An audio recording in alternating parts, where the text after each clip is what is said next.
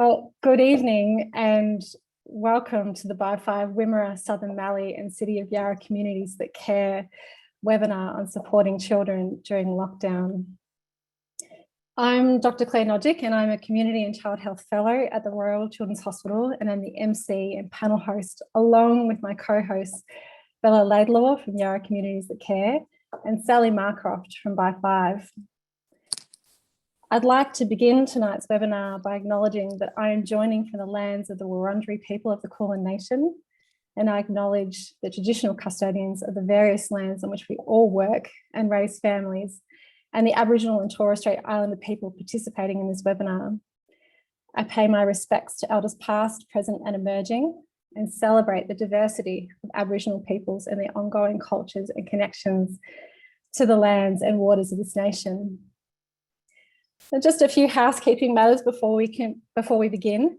As you can see from the next slide, our outline and plan for this evening, we have two guest speakers who will share their expertise over the next 40 or so minutes. And this will be followed by a 30-minute question and answer session with our expert panel. The session is being recorded, and we want it to be as interactive as possible. Understand that this is hard in a webinar format. So we've actually got two areas to post in the chat tonight. There's a Q&A panel where you can pop in questions for our expert panel. And then there's a general discussion chat. We ask that you please be respectful with discussions in the chat tonight. We've had lots of parents register for tonight's session and have submitted many questions prior to the webinar tonight. And as you can see on the next slide, that we've been able to look at a number of the key themes and questions that have been submitted by yourselves this evening. All participants will receive a follow-up email and a link to the recording of the session. And we'll also share a quick, it'll be a 2-minute survey that will help us to shape and improve our education and upskilling work that will be posted in the chat. And it'd be great if you could please complete this before the end of our session tonight. So our two guest speakers this evening are Dr. Billy Garvey and Dr. Tom Brunzell. Dr. Billy is a senior paediatrician at the Royal Children's Hospital and has been working intensively with Wimmera Southern Mallee families across health, education and social care since 2018. Dr. Billy also works in the Unsettled Babies Clinic at the Royal Children's Hospital and is an expert reviewer for the Raising Children's Network. Outside all this, Dr. Billy is pursuing a PhD in what it means to provide effective education support for children with additional needs. And in May this year, he also became a father. Our second speaker this evening is Dr. Tom Brunzell, who has experience as a teacher, a school leader, researcher and education advisor. He is the Director of Education at Berry Street, an honorary fellow at the University of Melbourne Graduate School of Education. Dr. Tom is an expert on transforming school culture, student engagement, trauma-aware practice, wellbeing and positive psychology, and effective school leadership. His research investigates trauma-informed wellbeing classroom strategies, including the negative impact of stress on children and the positive impact of wellbeing on teachers. And so I'd like to hand over to Dr. Billy as our first speaker this evening. Thank you, Dr. Billy. Thanks, Claire, and hi everyone. It's been really amazing to see the response to this, and hopefully you can see my slides. There'll be a lot of people that don't know me, but my name is Billy. I'm a paediatrician who works in the community from the Royal Children's Hospital, but I just have to firstly acknowledge that this is a photo I put at a lot of the start of my slides because it reminds me how much I love the sound of my own voice, and I'm going to try and be really tight with time tonight, but we're going to do two different things. We're going to hear from me and then Tom, who's going to be amazing, and then open up to questions. We've had an overwhelming response to this. Over 3,000 people have registered, and we've had over 1,500 questions. So it's really phenomenal to have you all here. This has been a really difficult time. We're going to talk about that, but then give some really good strategies that I think will be really helpful. Our goal tonight is to be realistic and to have a positive way that we can move forward through this. And I really appreciate all the speakers who are giving up their own time, but also all the audience. I think it's really amazing to have all of you together. So I hope it's really helpful. We're going to do this more in the future too.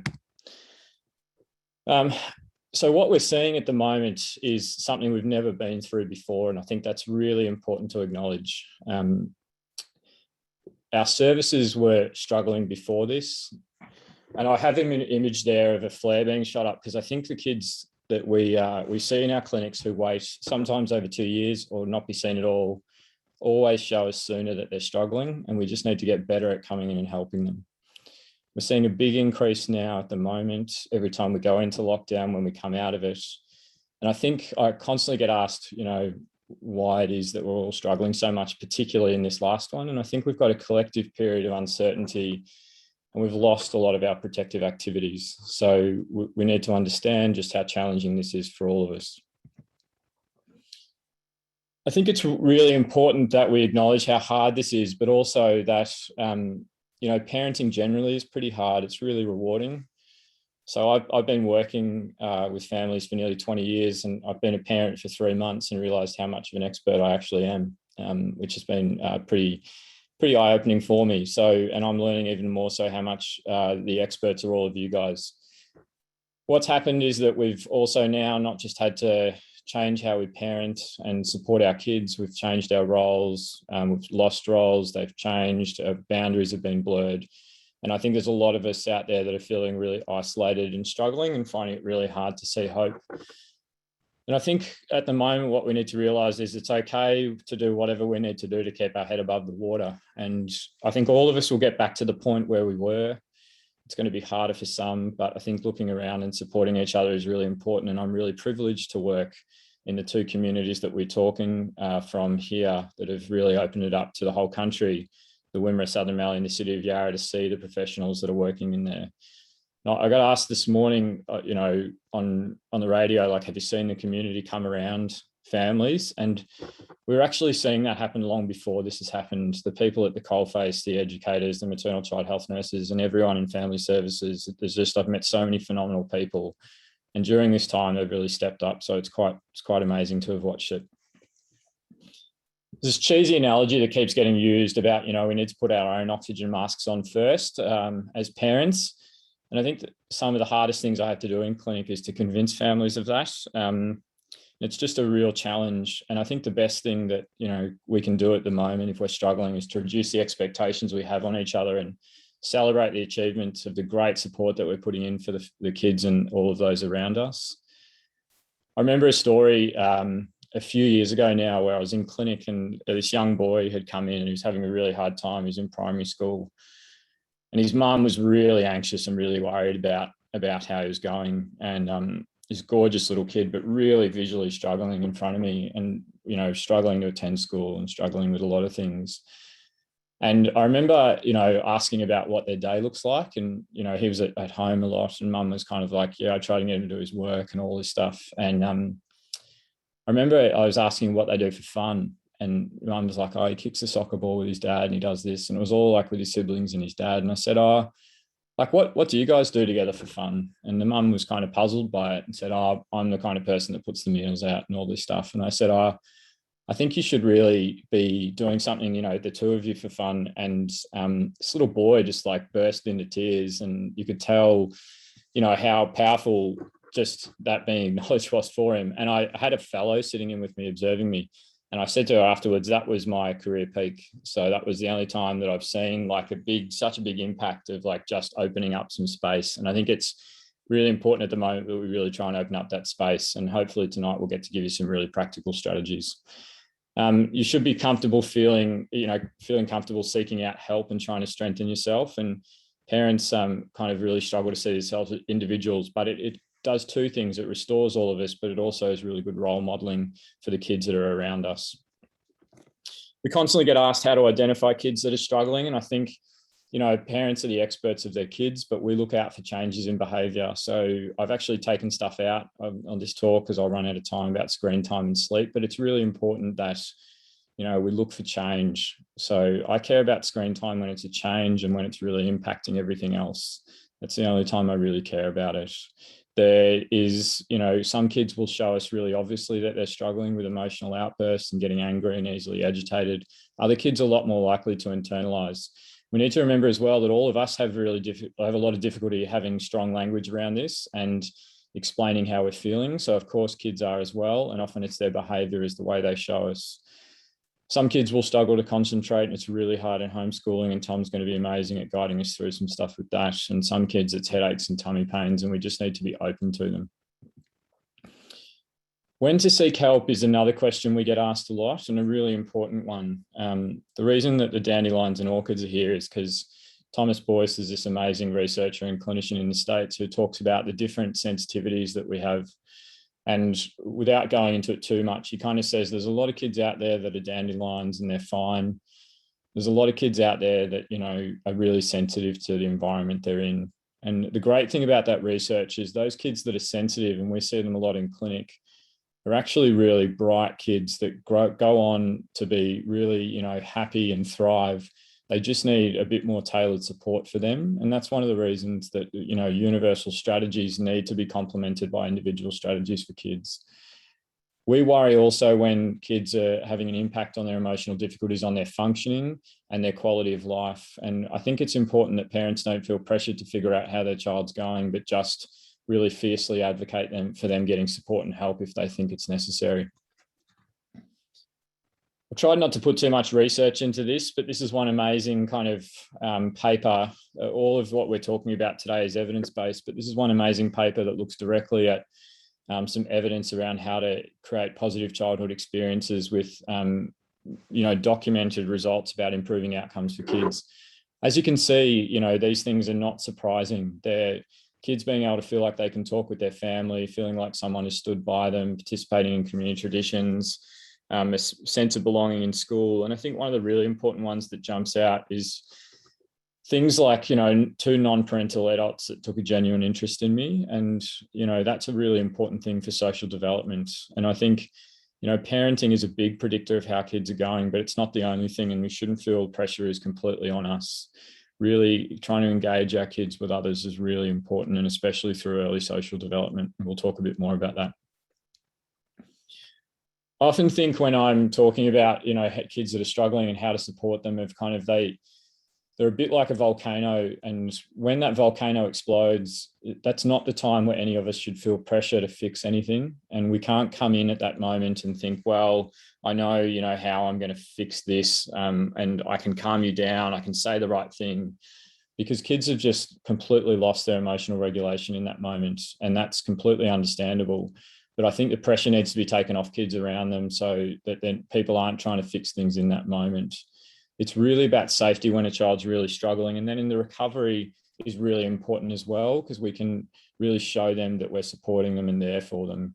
But also looking for the answers in recovery, I think puts a lot of pressure on parents to say the right things, sit on the end of the bed and we'll talk about it. We've got to remember though, that when I'm in traffic and someone rudely cuts me off, I can get angry and then I'll say, God, why did I do that? That was a waste of time. The next time it happens, it's really hard to reflect on that before I start building up. So it's really important we don't expect too much of our kids. And where a lot of the value is when they're starting to climb or build, and just thinking, how can I, you know, support them in that so that they can have healthier responses to it.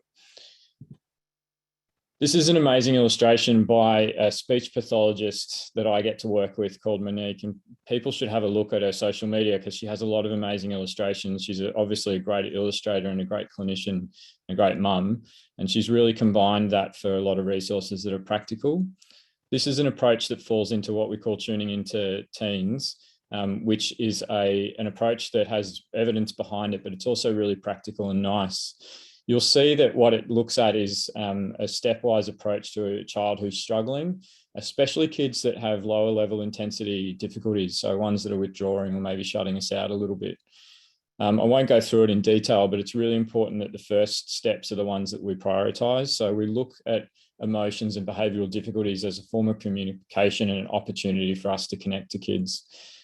And, you know, I was asked recently, what do we say to kids when they're struggling? And I think it's really important that we listen to kids when they're struggling and give them an audience and a place where they can feel like they won't be judged, which can be really hard. It can be really hard when we're exhausted and we have kids coming to us over things that we think aren't a big deal, but they're struggling with.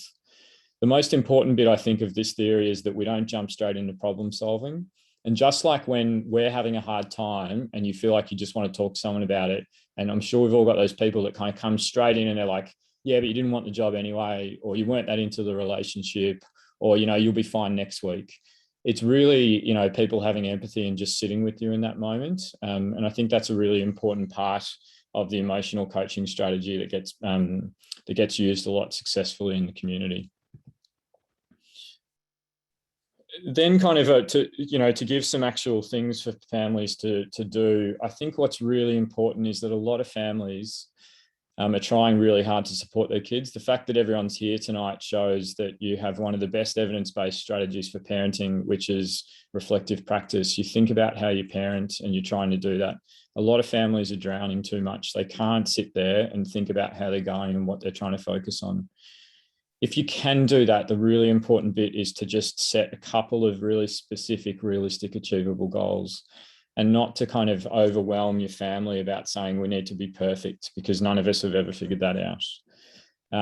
Looking at, how to do it is a really interesting thing. And the playground is just a trigger in my memory. I started working childcare a long time ago for 6 years in a pretty rough part of Australia. It was the same place I grew up. I went to the same childcare place and ended up working there, which I always think is quite hilarious, because one of the kids that was real trouble was a scrawny little redheaded kid, and he was like this perfect embodiment of karma coming back to me. One of the other kids was an older kid who showed up one day at the centre, and he was driving me crazy. So he was really playing up and he was provoking me and kind of, threatening a lot of the kids and being quite physical with all of them. And I had no idea about his background, which turned out to be pretty awful. He had a pretty strong trauma history. He was a gorgeous kid. Like I've met a lot of kids. I've never met a bad kid, but this kid was pretty difficult to work with at first. And one of my strategies back then was to get these kids involved in something. So I'll get them doing something and give them some level of autonomy and authority, and then, guide them put their energy into that. And I got this kid to set up an obstacle course. It was actually, for anyone who knows the area, in Frankston at Davey Street Primary School. And there was a monkey bar section, and I had this really elaborate, mainly just to kill time, because these kids had so much energy. We're talking about 80 kids all together, and it was a setting where we'd time you, but it was also based on points, what you could get through. And I was telling him, this is what the rules should look like. You fall off the monkey bars, you do this, you do that, you get docked a point. And I remember him sitting there and saying to me, I hope I can find this kid because I'm not making it up. He said, I reckon we should give them a point for getting across the monkey bar bit. And I reckon that kid taught me more about behavioural strategies than any textbook has, because what we need to do is clearly identify for kids what we're trying to achieve with them specifically, and then reinforce it when they do it. Calling kids out for what they shouldn't be doing is just much less likely to be successful. And it's a really important behavioural strategy. I talk with a school multiple times a week, and I had a beautiful example of that this afternoon with a school where they spoke about, how important relationships are over rules. So a child kind of going against and hitting boundaries and consistently, and, setting back down and say, look, this is something we work on together and we're going to get through it together. That's a really important part of what we do with this. I just want to talk now about, how we're going to move forward with this. And I've intentionally left a bit of time. This is, this photo here is of my daughter, unsurprisingly, for anyone who can see me. That's I've been really lucky to have this gorgeous daughter. But there's a few funny stories already with her, and one of them is I'm a consultant in the Unsettled Babies Clinic at the Royal Children's Hospital. I helped write the clinical practice guidelines for the unsettled babies that gets used all around the world, and I'm a published author in Unsettled Babies. And when my partner and Yvette came home, I think it was the second night, my partner was exhausted, and I just said, look, take a break and go to bed, and, I've got this kind of thing. And I think it was at about the 2-hour mark that my partner emerged and took her off me and settled her. And I'm constantly getting lessons like that where, it's just reminding me that actually the expertise is the parents. So all of us are professionals in this space because of how rewarding it is. But one of the really important bits is that we think really carefully about what the priorities are for the child and the family, and we work with the community. I'm always looking for kids' strengths. You guys know their strengths. We have a lot of families that wait years to come and see us, and they come in It's such a privileged position that identifies all of these challenges that families are experiencing. And often the first thing that we do is try and find the child's strengths, because it's often the best pathway to overcome their difficulties. And I think that's true for all of us as well. We all have different styles. And what's really important for all of us is that we have an environment that we thrive in. For some kids, that will be school. For some kids, that will be other things. And all of us need that. And it's one of the really important bits about praising a child. The evidence shows, is about, I can see how hard you're trying at that. And I really can it really shows, because you're doing so much better at footy, you're getting so much better with your handwriting, you're getting so much better at sharing, or whatever it is. And it's a really amazing opportunity for us all to kind of learn off the kids that are around us and go on that journey together. What we're really thinking about moving forward with all of this stuff, I sit within schools, most days of the week. I've worked out in the Wimmera for a number of years, and I've just been so impressed by all the people that are around, the families and kids that are struggling. But there's also people out there that are struggling without support, and I think we've got to get better at identifying them. I really enjoy my clinical practice. It's such a privilege to sit in a room and to work through how problems can be overcome for families. But we know that 50% of adult mental illness starts before you're 14. 1 in 7 children in this country between 4 and 17 meet criteria for a mental illness, and that just is heartbreaking. And we know that most of them won't see a clinician. They won't see a GP. They won't see a psychologist. They won't see a pediatrician or a psychiatrist. So we need to come up with new models of how to support them, so that families, all their job is to do is to ask for help. When you ask for help, it's really important that you're the person who's guiding it.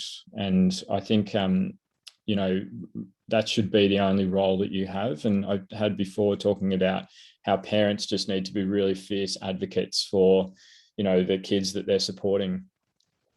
I'm going to give a couple more minutes to question time and hand over to Tom in a second, but I just want to really tell one last little thing about a recent story that happened with me. So this talk came through because a parent was struggling at one of the schools and calling up every day and saying, I really can't not have my child in school. He's struggling too much. What can you do? And the teacher was saying how hard it is to have her hands tied and not to be able to, let this child come. And they realized how much the family was struggling and all these things.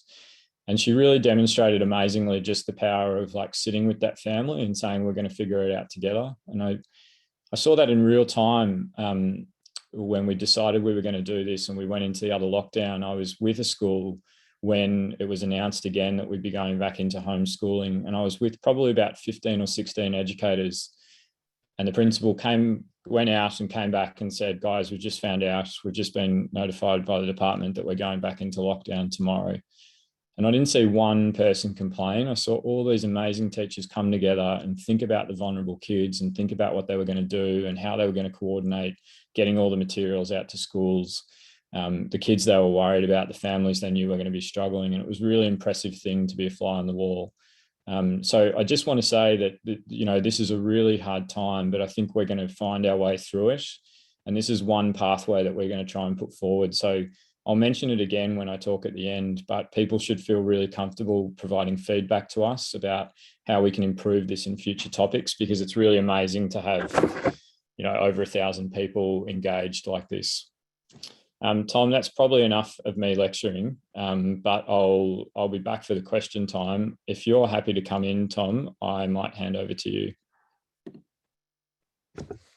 Thank you very much, Billy. I know that a lot of people are commenting on how helpful your presentation was, so take some time to read their feedback.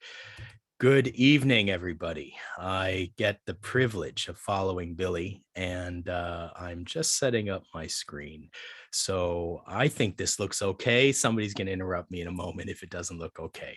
But my name is Tom, and I get to spend the next 20 minutes with you. And I would very much want to acknowledge that I'm zooming into you from Wurundjeri country of the Kulin Nation, and I pay my respects to elders past, present, and emerging, and absolutely acknowledge the Aboriginal families represented and with us today.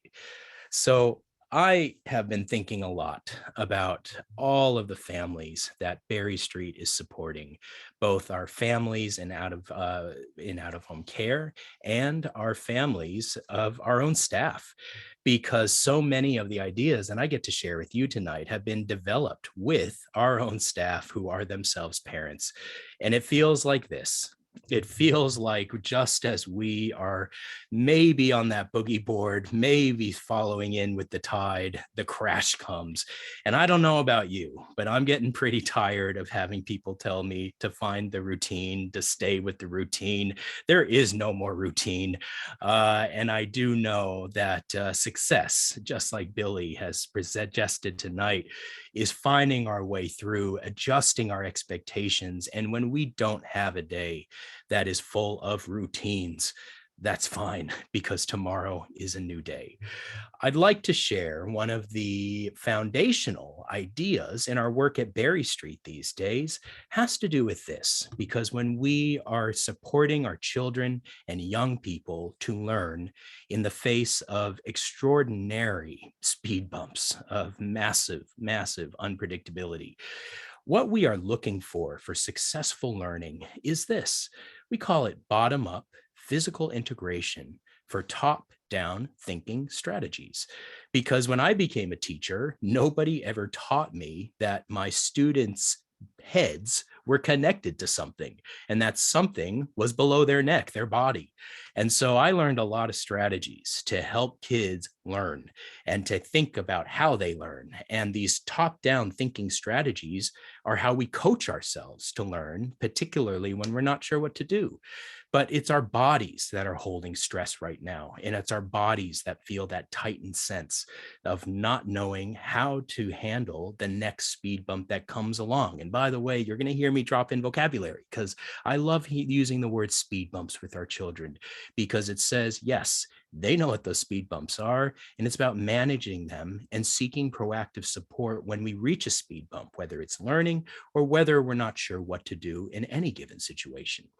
It's this guide of bottom up with top down integration is guiding our work. We featured it in our new publication. It's sitting in front of you, but it guides everything we do because it helps us understand that when we're concentrating on bottom up or the body regulation, that's nonverbal. And I think that gives us a lot of hope, particularly when we don't have our words. And what we're looking for are nurturing the physical rhythms of the body, whether that is through play or preparing things in the kitchen together or doing chores when it is time to do our chores. But all of these physical rhythms are bringing a sense of regulation and strength within the body and helping children notice their body. So the emotional awareness and emotional literacy that we can model and use our emotional words. I love what Billy just said about it's not jumping into problem solving. We are done problem solving.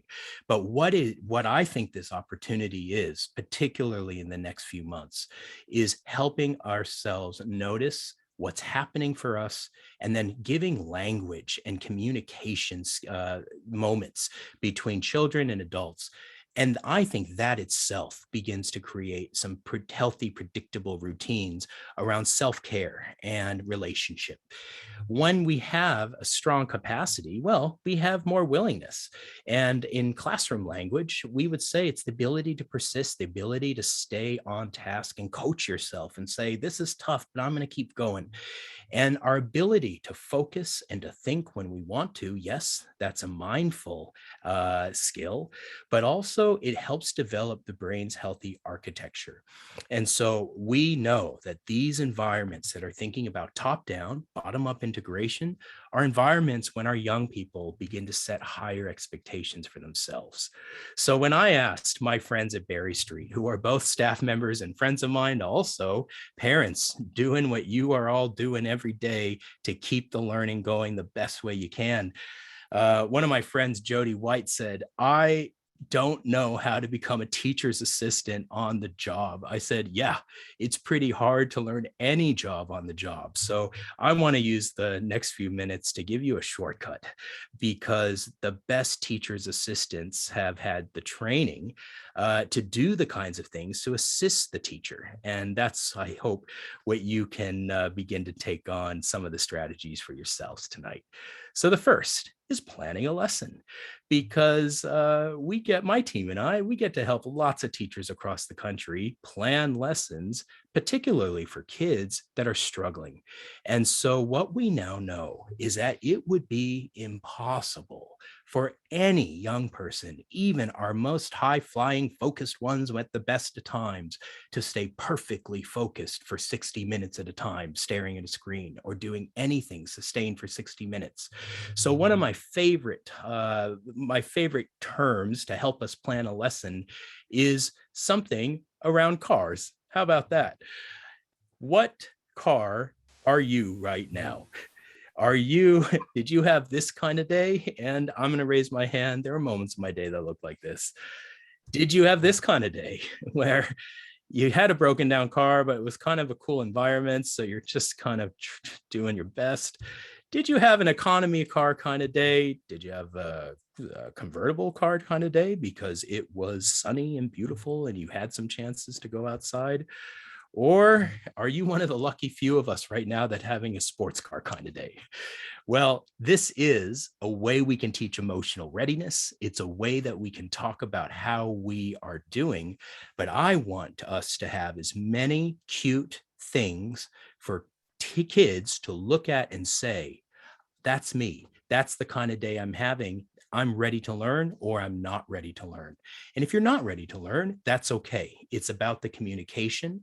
And then we want to move straight to strategies to say, look, what do we need to do? Whether it's another card game, or whether it's 10 star jumps, or whether it's something else that you were finishing up. But being ready to learn is a self-reflective skill that all learners must develop, and our best teachers are giving kids a chance to reflect on that. We do it in lots of other ways. So for some of you, you love cars. For some of you, you love babies. So which baby are you? How are you feeling today? Some of us look like this. Some of us look like this. And I think we can see these babies. Yes, I'm trying to give you a smile today, because these babies are also another way for us to identify. At the Berry Street School, we use our words. We are constantly thinking of scales and giving our young people many, many, many opportunities to self-reflect and think, am I ready to do this? And if I'm not ready, what can I do? And by the way, I know I'm going pretty fast, but I also know you're going to get the recording, so you'll get to see this again. We want it to be cute. Sometimes it's understandable, and sometimes it's a little weird, but okay, I'm not a psychodynamic therapist, but that's okay. I like it when kids design things that they can call their own. But as our young people grow up to become more sophisticated, we want you to make things that look sophisticated. So we want to always start our learning with a check-in. And if kids are a 2 or a 3, maybe even a 1, like a lot of the kids we serve, we have strategies ready to go. And I want you to be in that mindset. I'm going to give you ideas in a second. The next thing great teachers assistants are doing are providing brain breaks. And I'd like to give yourself a brain break right now. Can everybody, if you're available and can do this, my physical therapist friends say all adults usually complain first about this part of the body. It's this part of the body. So can you please take your hand, give yourself a quick brain break, and acknowledge your body, and put your hand on your shoulder and just squeeze it 3 times. 1, 2, 3. Give yourself another shoulder massage real quickly. 1, 2, 3. And what I'd like you to suggest to the kiddos is we all need a break when it's time to take a break to renew ourselves for learning.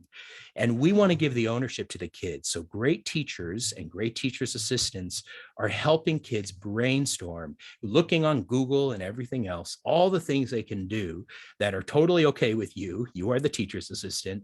And we want to make cute stuff. And we've seen like decks of cards and YouTube clips and listening stations, or your, headphones and all that stuff. But the more brain breaks that you have, the more you have things that kids will want to do when they need to renew themselves. Now, I'm going to leave this up just for a second because I want to keep moving.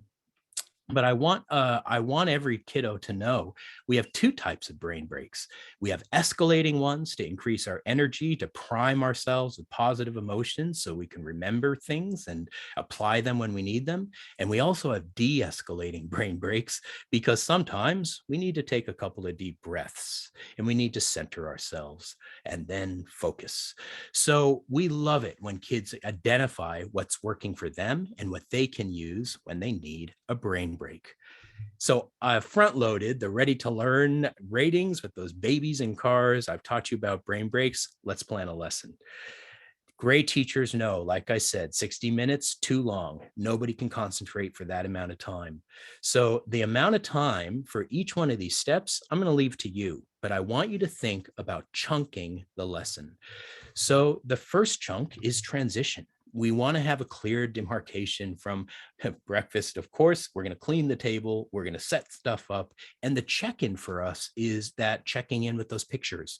So it might be a nice idea to have kiddos as an extra project, print out their favorite footy teams, their favorite characters, their favorite superheroes, favorite flowers, whatever it is, and have that as a check-in, as a quick discussion. Then our teachers' assistants are hooking them into learning, helping them tune in. Sometimes this is a YouTube clip. Sometimes it's a challenge game, a memory game, a word game, or something that primes the lesson. Then we're teaching stuff, but we call it the mini lesson because we know kids stop listening to adults, even their VCE science teachers. They stop listening in the first 7 minutes. And so we want you to set up for success, knowing that 7 minutes starts, this clock is on, and you got to get off that stage, and they want you off the stage. So no one should feel pressure to be talking for an hour, delivering material. And then we need kids to work. I want to acknowledge a worldwide expert in reading, Maddie Witter, who I believe is joining us tonight because she is also a parent in our community. Maddie has taught us all that it's so helpful to call the work period stamina because we would never expect to run a race right off the bat. But we build stamina 1 minute at a time, and the best teachers' assistants know that and celebrate it. So I hope that I'm offering a bit of hope by saying success for us during this time. Let's start with 3 minutes. Let's start with 5 minutes. And if we can get 1 more minute tomorrow, that is success. Then give them a brain break and then deep dive back into the next period of stamina, another 5 minutes. Because if you got in 5 minutes, a brain break, 5 minutes, that's 10 minutes. I'll take 10 minutes. That's 10 minutes that may not have happened yesterday. At the end, we want to end the lesson with WWW, what went well. From the positive psychology and well-being research, we know that families really benefit. Instead of asking the question, how are you? Or how did you do today? A lot of kids I know will look up and just sort of grunt, but we want a question at the end of the learning, like what went well? And if kids look at you like you're crazy, I don't know, I've never heard that before, then I want you to tell them what went well. I want you to say, you rated yourself on those baby pictures. You actually make them their baby pictures. You rated your readiness on the baby pictures. You built your 5 minutes of stamina and you designed a brain break. That are 3 things that went well for you today. Now, I want to add in one more little thing here. When I asked my friends at Berry Street, what else do parents need to know right now? They've said to me, hey, we need to know how to deal with speed bumps in learning when we are working. I don't have time to stand on my kid's shoulder just to keep checking and checking. What can I do to have nonverbal systems to give helpful feedback to my kid, maintain the strong relationship that we have, but I'm busy too. So I'd like to offer 3 ideas. The first, we call it the sticky note strategy. It's not earth shattering, but it is pretty useful. Give that kid a pack of sticky notes and start passing sticky notes back and forth, back and forth. It's a nice way to get communication going that doesn't have the confrontation of looking at each other and sort of trying to figure out. That's when ruptures may happen. But sticky notes can build a bit of patience and also form a nice way to communicate. The second is what some of my favorite teachers' assistants do, and I used to do when I was a teacher, is determine a special notebook that can be passed between you during the day. And you can write both fix-it feedback to each other and messages of encouragement, or do what I did, which is just sometimes draw pictures from my students with happy faces or just like, you got this, or whatever it is. But again, it is about nonverbal, really clear and positive little micro moments that are occurring. And we love stoplights because when they're stoplights, it's everybody knows what that means. And also it's a way to communicate using a non-heated language. And so, of course, you can make up your own colors and assignments with that. But red might be, hey, I've hit a speed bump. I have a card on top of my table. Care, mom, dad's over there, looking over there. Okay, I see your red card. I'll be there in a second. Yellow, I need a check-in. Or green, I'm smooth sailing. And so we want kids to always have the card ready to go because a lot of our education staff is constantly scanning the rooms, looking for who they need to help and looking for who's smooth sailing. So I'd like to offer you that strategy. Real quickly, I've got just enough time to talk to you about managing those speed bumps. Speed bumps in learning, little ruptures that are happening during the learning. We love the idea of ready to learn plans because it acknowledges with kids that learning is not smooth sailing. A lot of kids want it to be smooth sailing, but if it's too smooth, it's probably a little too easy. And so we also know if it's too hard, then that's not just a speed bump, that's a massive crashing wave. So we want every single young person to have ready to learn plans. These are little plans that they make themselves with the kinds of strategies that we've been talking about. We love physical strategies that might involve listening to a favorite song, or counting your stuffed animals, or rearranging things in your room, or something as simple as having the water there in your favorite water bottle ready to go. We want you to adapt these plans to your children's ages and stages. Certainly a teenager is going to have their own version of a plan. And you want to say, look, when you need a break, let me know what you're going to do, and we'll help you do it. And so we want you to start simple. This comes from primary school. It's a classroom that we support. And this is a nice way to start. 3 strategies. Again, this is not just a plan, it's a symbol. It's a symbol that says we care about your self-care.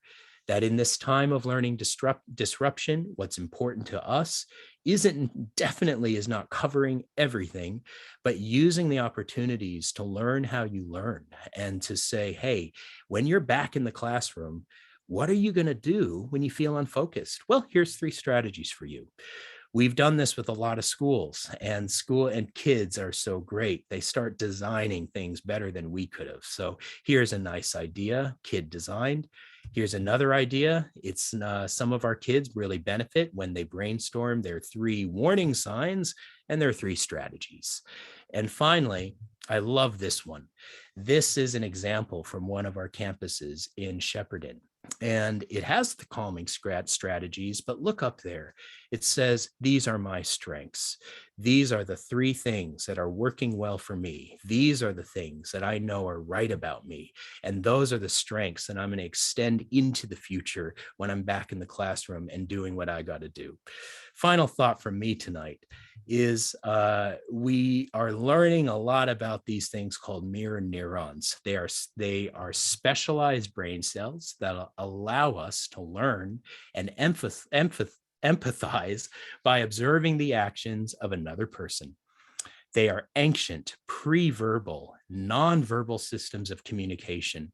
And it's just a reminder to all of us, a pretty big responsibility. We are constantly mirroring to each other non-verbally both the ways that we hold our stress and the ways that we release our stress. And so I'd like to give you a homework assignment tonight, which is to make your own ready to learn plan and model it in front of your kiddos and say, you know what? Life is tough right now. I need a plan too. And so when you see me at my laptop or doing my work or my responsibilities at home and I get frustrated, you're going to see me make a cup of tea. You're going to see me just walk around outside. You should come with me to get some movement and a brain break in. And finally, we want you to try as much as you can right now. When you see misbehavior, I'd like you to do your best to just take a breath and say, this right now for all of us, this is stress behavior. And when we are as a community, as a country, so stressed, I am not going to say you just need to release it. What I'm going to say is we need to absolutely realize we are all having a hard time right now. They're not giving you a hard time. We are having a hard time. So with that, I want to say thank you so much. And I look forward to hearing from the panel next. Thank you very much. Well, thanks so much to Billy and Tom. That was just sensational and providing such practical support and advice, and so many gems in there that I'm sure families can take away from tonight. We've had many questions, as Billy mentioned, that have been submitted prior to this evening, as well as lots happening in the chat. And I'd really like to extend a welcome to our expert panel for this evening to help us answer some of the questions that have come through. And you can see from the slide that's just been put up there, these are some of the themes and questions that have been submitted prior. Our panel tonight includes Dr. Billy and Dr. Tom. And also joining us this evening is Jennifer Dix, who is a clinical psychologist. Louise Netherway, who's a Senior Manager of Child, Youth and Family at Uniting Wimmera and Ballarat. James Taylor, who is a Deputy Principal of Richmond High School, as well as Tammy Hayter-Hobbs, who is a primary teacher teaching Year 1 and 2 at Horsham West Haven Primary School. And we just really want to thank you for your time and sharing your expertise tonight. James, let's talk about kids transitioning to secondary school in 2022. As your experience as a deputy principal, how can we keep kids motivated and excited for the future? We're hoping that you can draw on your experience of what has worked in keeping your current students motivated and excited. Thank you, Claire, and thank you, everyone. It's quite incredible I was just watching down the bottom there, the participants thing buzzing there. It's 1,200 people out there. That's amazing. Thanks for the opportunity to speak and share our perspective at Richmond High School in terms of the way we support our students and parents and carers. They're pretty big questions, Claire. I'll do my best to provide, I guess, a perspective on how we go about things. And it's I was having a look at my notes there and just trimming them back a little bit, having listened to Billy and Tom, just to try to find some themes there. And one thing I think that's a challenge from a school's perspective is that the things that we are very good at are kind of blunted. And that's something that we've found, is that things that we've been able to do under normal conditions to support students and to support families have been removed, which I guess for the parents listening out there, schools physically may be closed, but I can assure you, there are teachers and there are support staff and there are leadership staff in all those schools that are ready to connect and ready to help you. So please, I think the main message I would say at this point would be, please lean on your schools. They're one of the most important social institutions we have. And I think under conditions such as these, and there's lots of ways that people have defined it, but I think it's really important that we don't underestimate the enormity of this challenge to humankind. It is not a once in a decade thing. It is probably closer to World War II, World War I.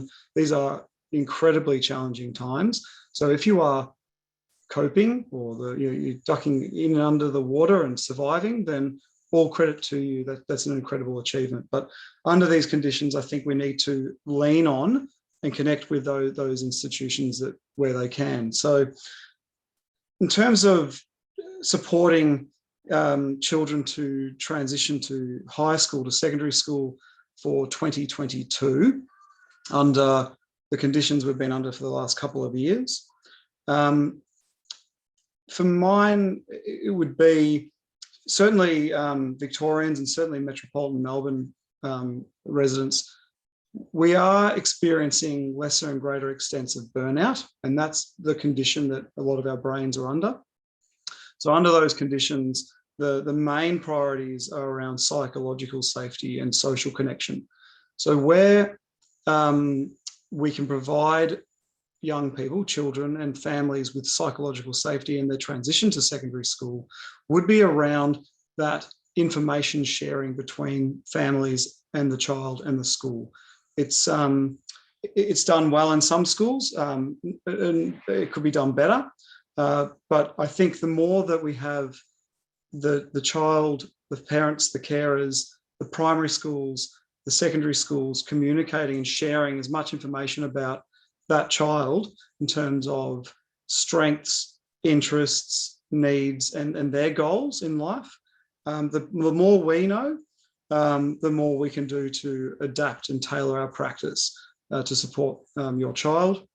But the other upshot of that is that it gives students a voice. So it's an opportunity for students to develop a considered voice, and to have their voice considered, if you will. So I think that co-design of sharing information about what we know about the student, what the child knows about themselves, and designing strategies, individual learning plans, sharing effective practices and strategies amongst ourselves. I think that's a really fundamentally important element of transition, whether that would be under normal conditions. I think even more so under these conditions, particularly with the need for psychological safety, that people have a sense of stability and certainty and connection where they can get it. The other, I guess, thing I would say there would be that where you can, and when we can, make sure you get involved in school tours. Statewide government schools run their orientation days in December. Hopefully we're clear by then. But schools can also offer pre-orientation sessions, if you will, where you can come and see the school and meet key adults. I think it was mentioned by you, Billy, that having two adults in a child's life that are not their parents, that have a positive influence on them, is really important. You'd hope that in schools you had a number of adults that child can relate with and feel supported by. I guess if in terms of, I guess, messages or conversations with your child in the transition to year 7 for 2022, I think more than ever it's really important that we talk about learning growth as opposed to learning performance or achievement. That can get lost in translation in secondary schools, I've noticed over my career. But where we can focus on growth, and that can look like lots of different things. It doesn't have to be grades or marks or these sorts of things.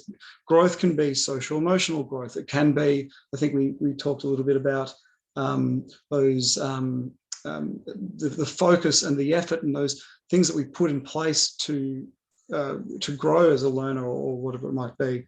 So I think the key message, one of the key messages for your child would be conversations around growth and giving them an opportunity to identify that growth in themselves and share that and celebrate that regularly. So celebrating the small wins as a family.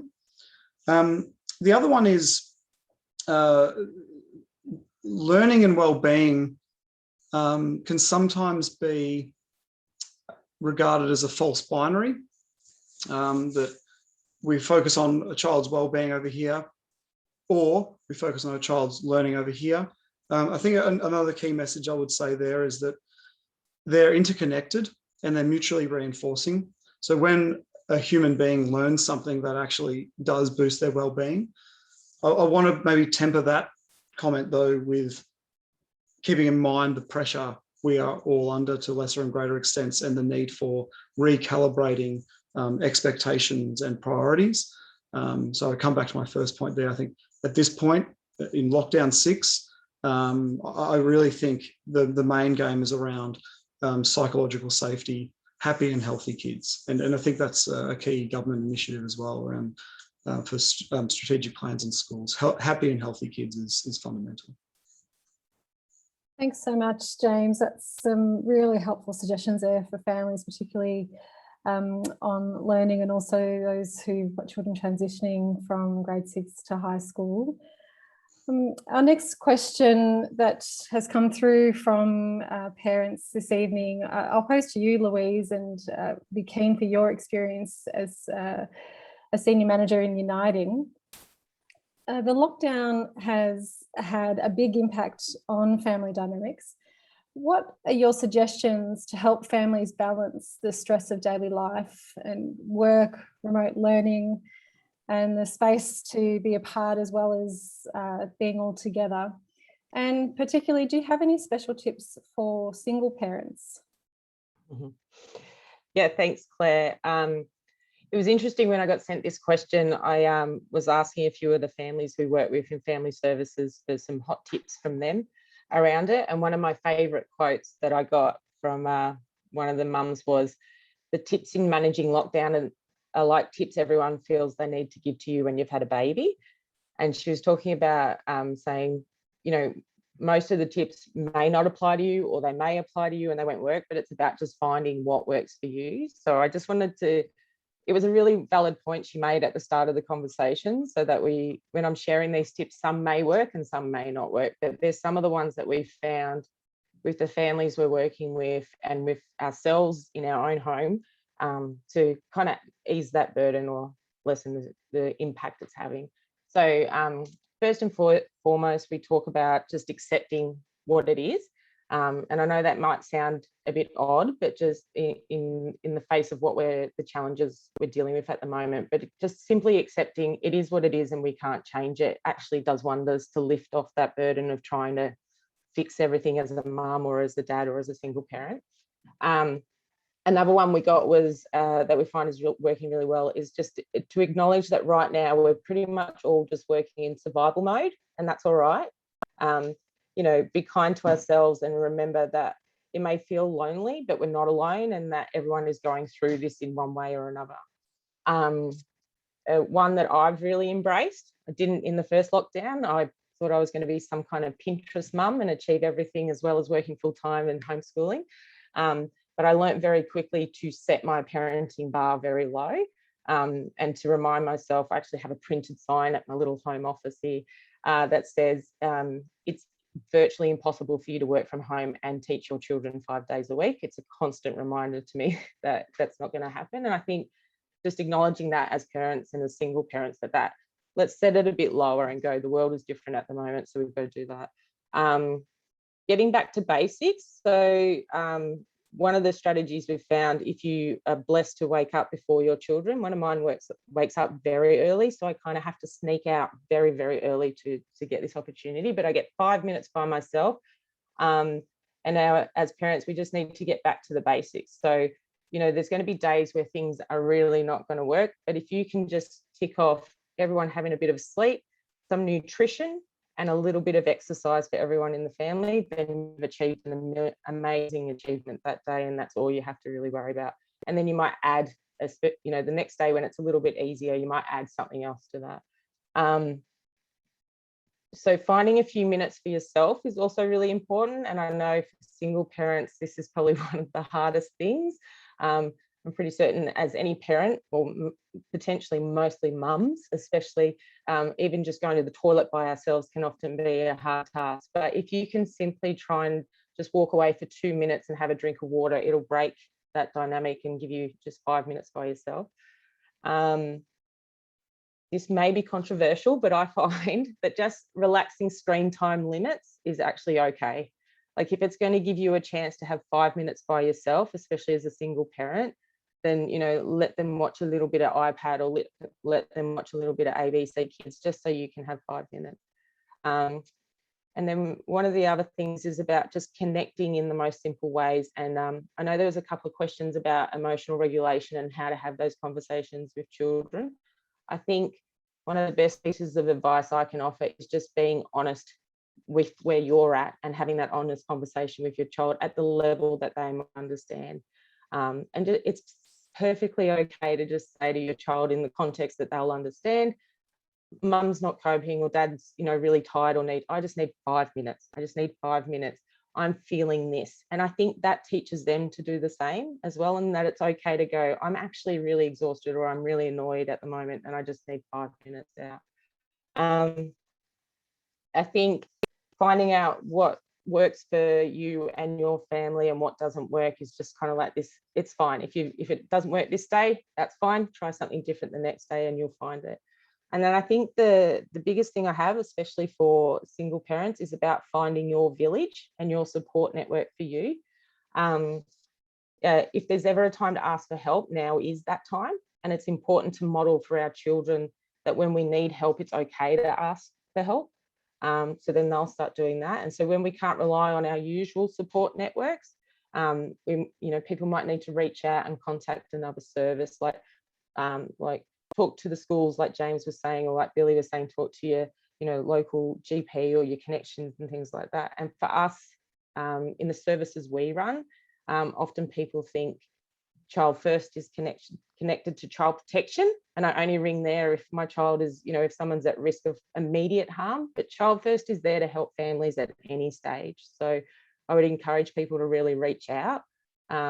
We're doing a lot of work in the Wimmera with our local schools and supporting families, and working with them in regards to a lot of single parents are struggling. So we have our family services staff often popping out to the home. They might take a couple of the kids and do as PE activity with them. So mum or dad who's a single parent can just have some time by themselves. But I'll put the number to ring Child First for this. It's different in every area, but I'll put it in the chat so everyone's got it.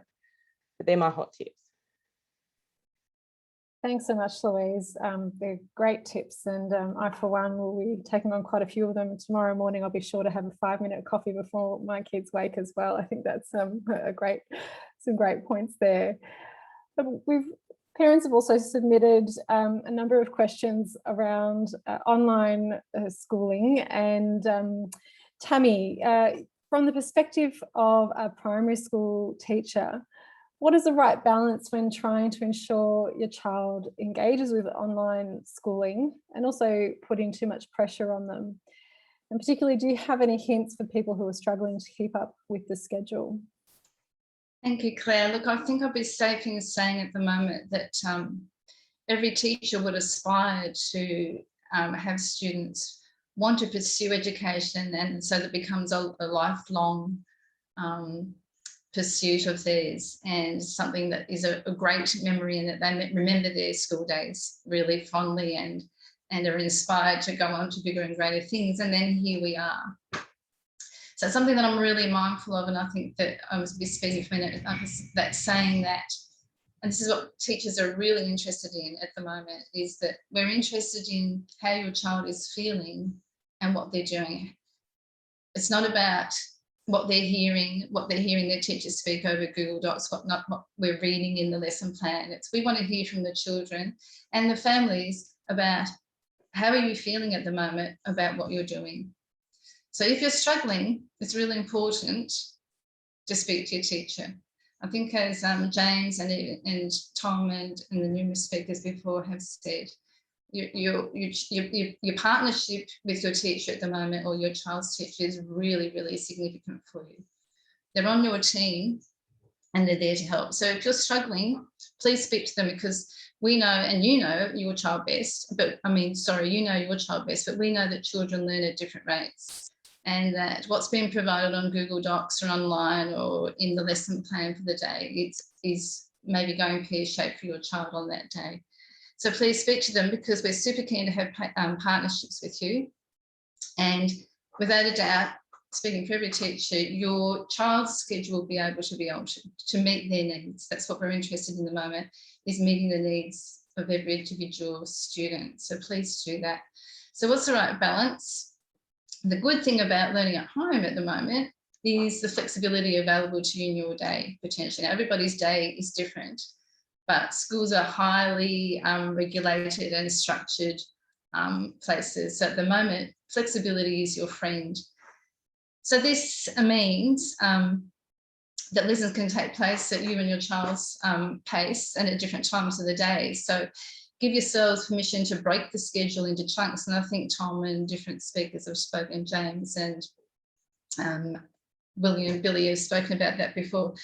Give yourself permission to break the schedule into chunks that work for you. So, for example, reading for your child on that day might not be the best way for your child to start the day, but the art activity that's provided in the lesson plan, remember that I'm talking about primary school age children too, that might be the best way to go. Maths might be a learning strength, so pick up your child's learning strengths and recognise that and go with that if that's what suits you and your child on that day. Start with a maths activity. You don't need to stay indoors. There's no bells going. There's nobody telling you where to go, where to learn, what to do, what room, and with what teacher. So use that opportunity to, for example, maybe complete the maths task first. You might begin reading outside in the sunshine, and you might do that at lunchtime rather than at the scheduled time in the lesson plan and structure for the day.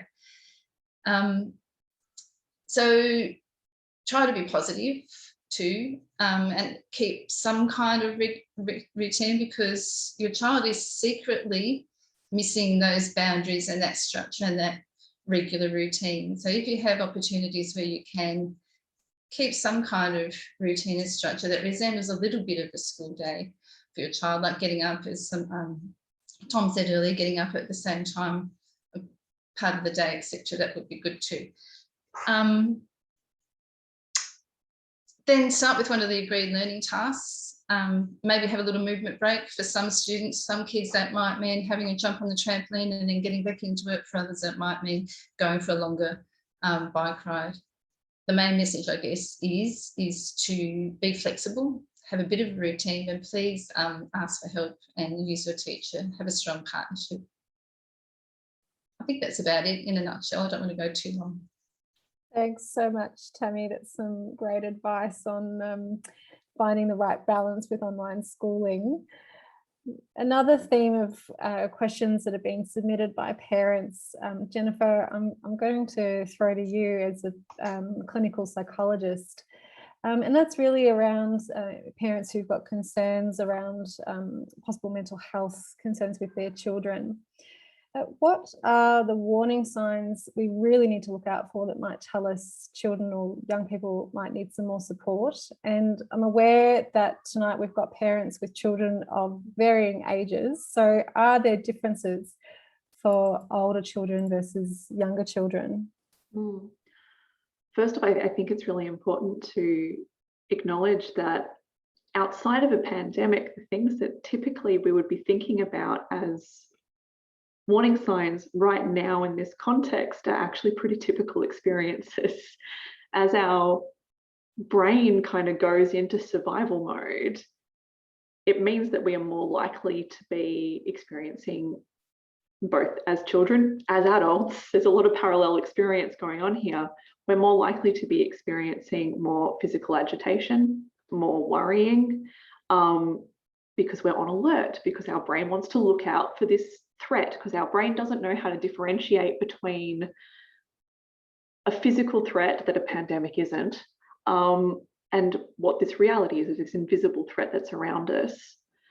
Similarly, because we can't find this threat, our brain kind of starts to tell us, oh, better not do too much, don't go out where it's dangerous, shuts down our motivation a bit, and it drops our mood a bit, especially at this point when it's been going on for over 18 months and we're all exhausted. So I think at the moment as parents and as caregivers, it's important to note that some degree of periods of flatter mood, lower motivation, a little bit more anxiety, a little bit more worry is to be expected because we're in this really unusual situation. So really what it then becomes a matter of is, how do we tell in a pandemic between a typical level of some low mood and anxiety versus when we need to start going, oh, this is getting more intense and possibly needs some additional support. And I think really the two things we're thinking about then is about intensity of distress and how long that sticks around for. Yeah.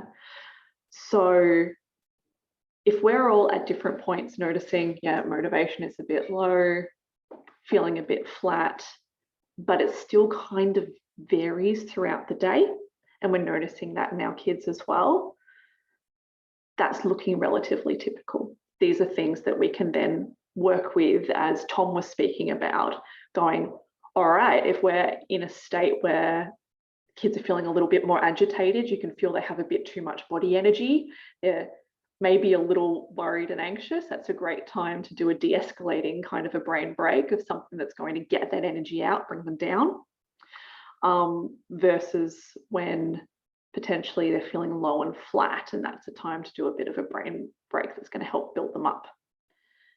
If young people are responding to that sort of stuff and it shifts across the day, there's a good chance they're doing all right. If you're noticing, and you're the experts in your kids, you know what's normal for them.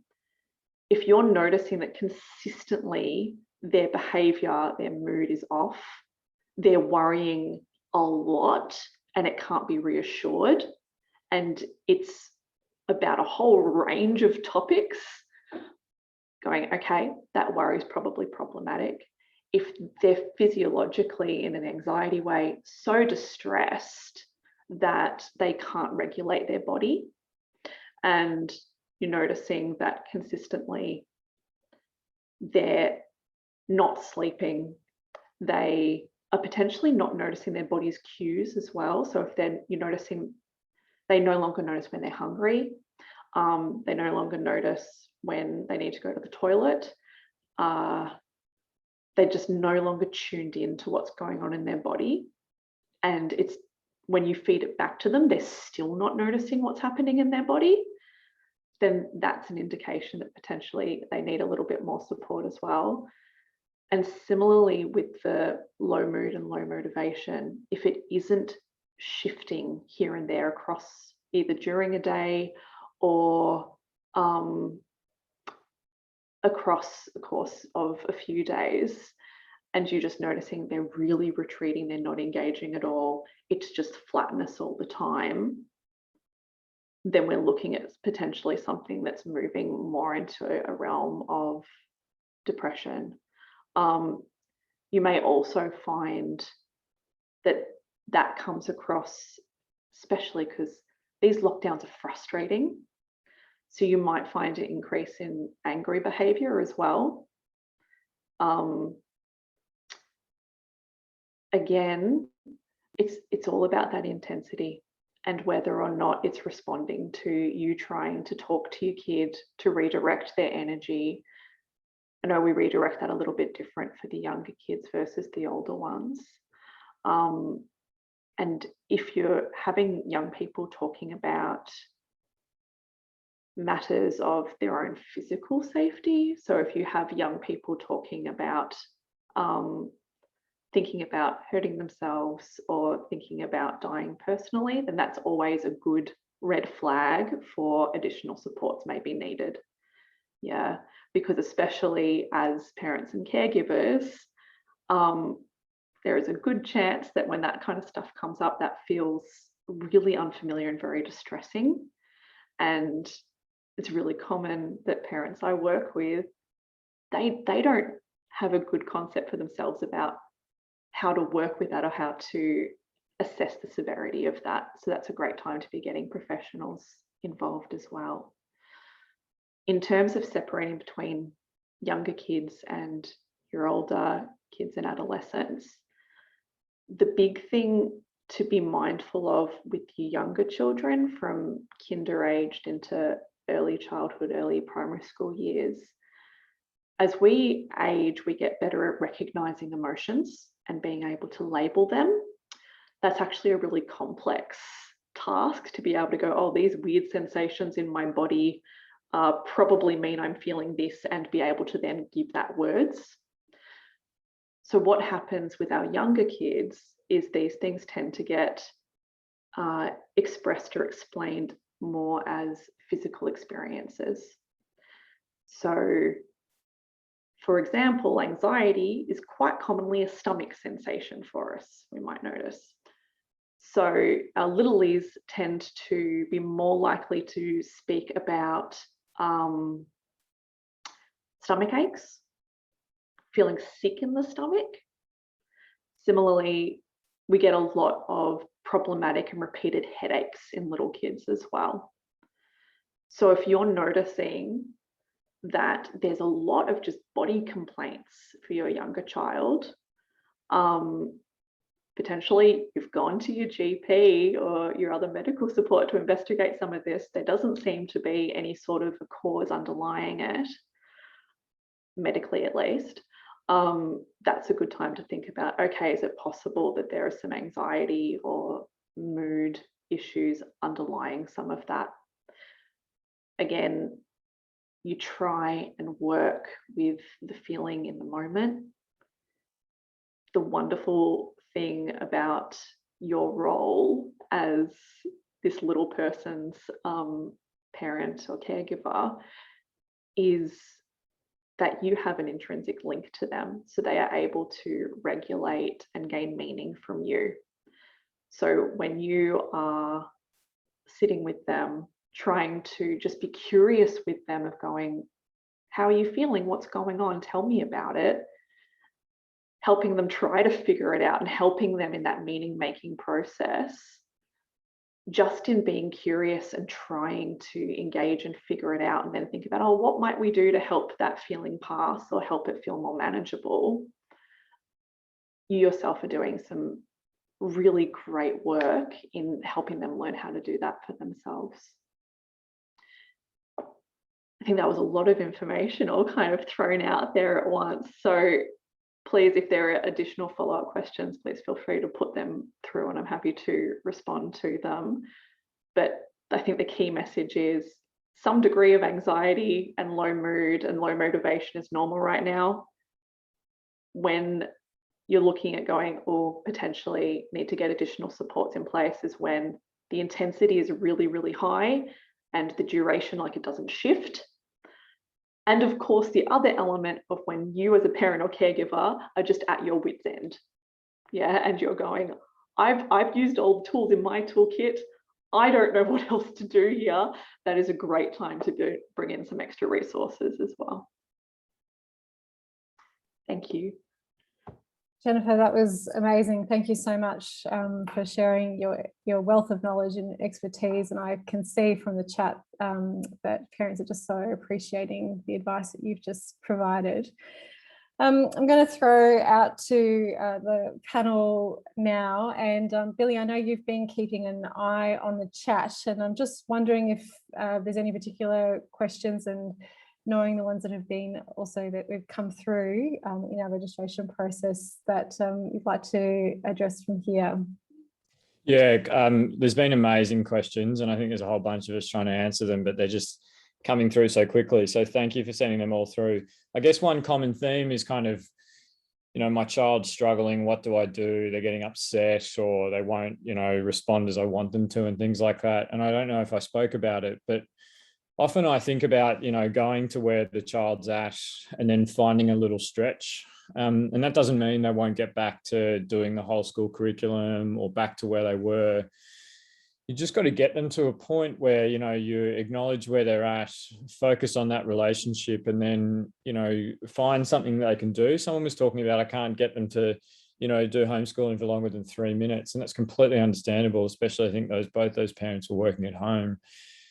But what is, work together with them and set something you do as a family. So instead of like singling out and saying, hey, you're not sharing or whatever, say this is what we're all going to get better at together. Really specific. We do it as a family together. It's got to be achievable. It's got to be realistic. And then, you go, cool, we're going to do this for the next week and we're just going to try it and see what it's like. We agreed on this. This is our thing.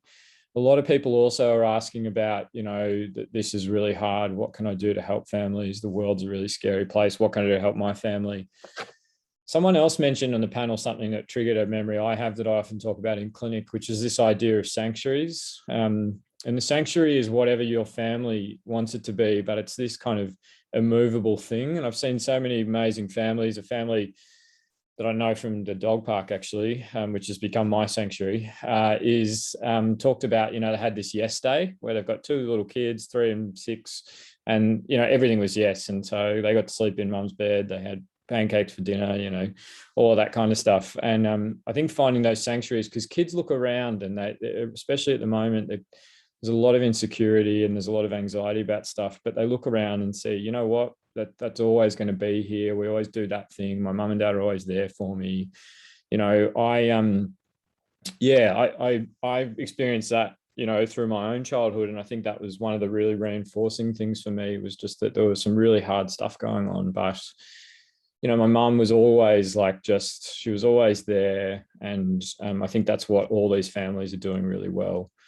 There's a lot of things that I could talk about, but I want to give the panel some more time. And I think there's so many questions about future sessions. We'd love to be doing future sessions with you. So please put that into the feedback. Thanks so much, Billy. Look, I think we've got time for one more quick question, which came through from our parents in the registration process. And I'll throw this one to the panel. And that's about how to support healthy social connections. And what are some strategies that, as a panel, that you would suggest? We've got parents with younger children who may or may not be using social media, and then there's the older ones who they might be worried about too much social media.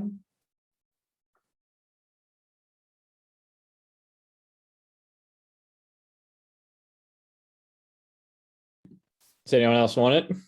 Then you take it. It's a tricky one. It's because part of this is it varies so much between different children and teenagers about what's helpful and what isn't.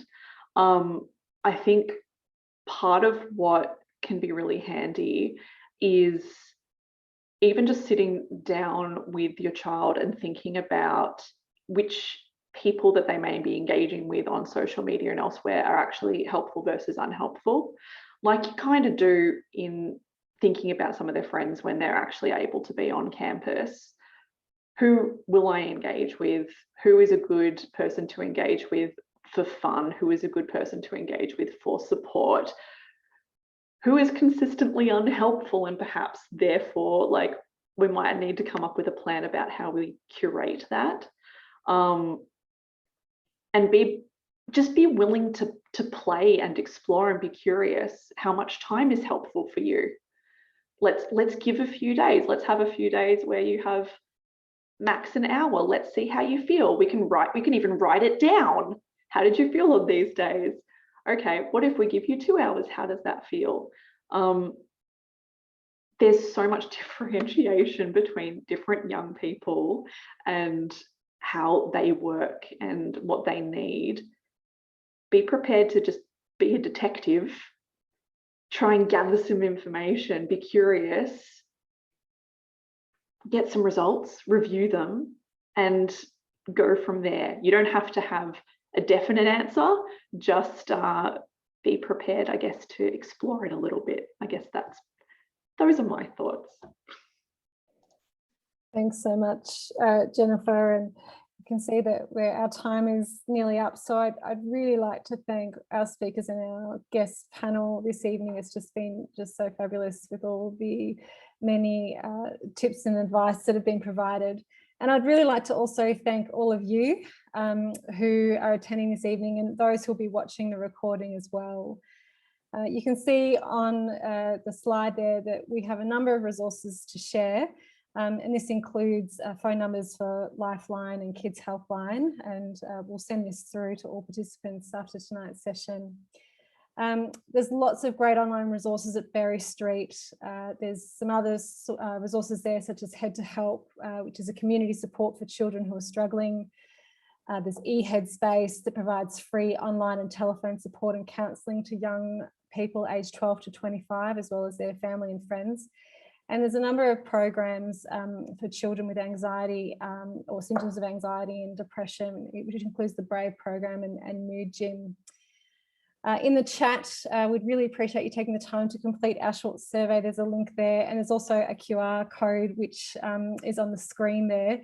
And if you'd like as well, you're very welcome to take a photo of the support so that you've got the links there straight away. And then at the same time, use the QR to complete our short survey for this evening.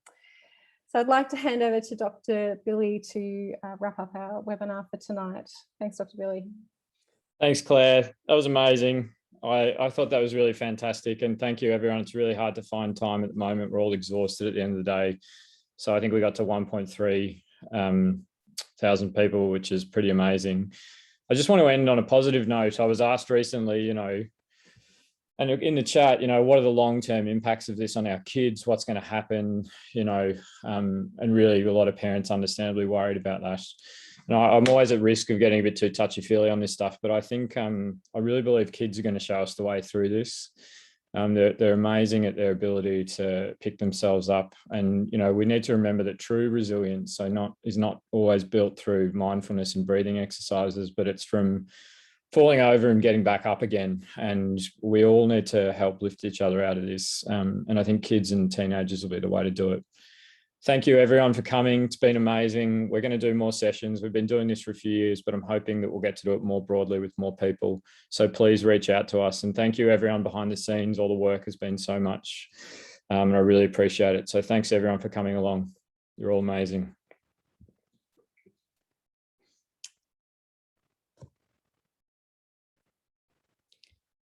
And please give us feedback. Tell us what you'd like future sessions, reach out. We'd love to do this more. And sorry, we didn't get to all the questions. We got to 99 and 100. We got to 100 and missed 28, it looks like. We're still answering them. We've got a couple more minutes.